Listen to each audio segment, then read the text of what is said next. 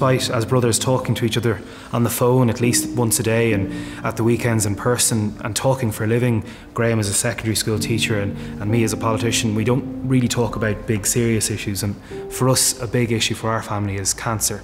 Primarily today we're here to talk about prostate cancer, which has affected probably our mother's side a little bit more. Her brother Kenneth was diagnosed actually 15 years ago, shortly after our own father passed away from pancreatic cancer.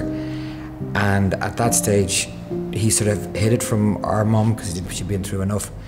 And it was only at that stage he'd been diagnosed with a fairly aggressive form. And now 15 years later, I'm having a conversation last night with him, I suppose saying to me, as opposed to his own two boys, is early detection is key. Because our uncle had prostate cancer, we're now 2.5 times more likely to get it, even though most men it's 1 in 8 of a chance. Yeah. But we're now at the stage of we're at the age where we really need to start looking out for the signs, and we need to start getting checked.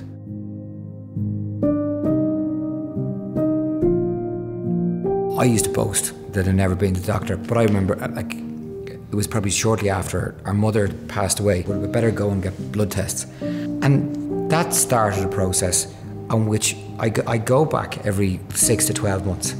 You know, like actually the other day I made an appointment. You know, it's time to say hello to the doctor again. And you might be afraid, like what happens if they do find something? But but the thing is, with technology, how it's moved on, and treatment, cancer isn't a death sentence, and it doesn't need to be.